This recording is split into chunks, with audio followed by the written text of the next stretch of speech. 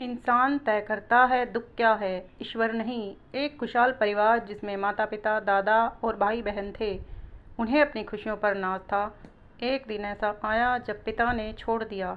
अपने बेटे के चले जाने से दादाजी को बेहद अफसोस था, पर उन्होंने अपनी बहू और पोते और पोती के भविष्य को पहला स्थान दिया और अपने गमों को छोड़कर नई राह पर चलने का जज्बा अपने घर वालों को दिया।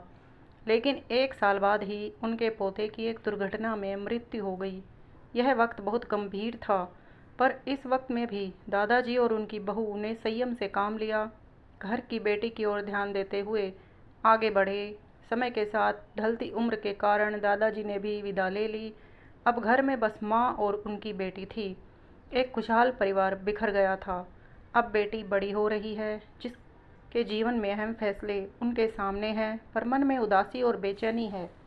महज 14 वर्ष की आयु में पिता और फिर भाई को खो देने की तकलीफ है, पर हमेशा अपनी माँ की सीख पर जीवन में आगे बढ़ती रही।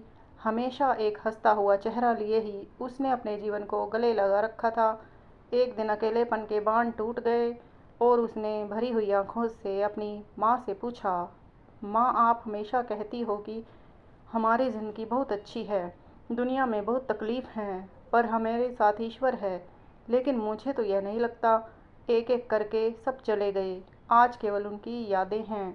तब माँ ने जवाब दिया, बेटा, मैं मानती हूँ तूने बहुत कम उम्र में अपने पिता और भाई को खो दिया।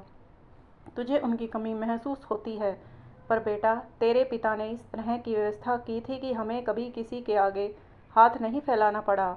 ना हमारे सर से छत हटी, ना कभी तेरी परवरिश में कोई कमी आई, और तेरे नसीब में उन सब से दूर जाना तय था। पर ईश्वर में विश्वास रखते हुए हमेशा उसका आदर करके ज़िंदगी को गले लगाया। उस कारण ही हमें इस दुख को जी जाने की ताकत मिली। अगर यह हिम्मत नहीं होती तो आज हमारी ज़िंदगी एक अभिशाप बन जाती। खुशी और गम एक ही सिक्के के दो पहलू हैं। हर एक पहलू ज़िंदगी में दस्तक देता है। बस व्यक्ति को गम को बड़ा नहीं बल्कि छोटा करके देखना चाहिए। अक्सर ही मनुष्य यह सोचता है कि दूसरों के पास कितना पैसा है, खुशियाँ हैं, मेरे पास कुछ नहीं। यह सोच हमेशा तकलीफ़ को बढ़ाती है और कामयाबी से दूर ले जाती है।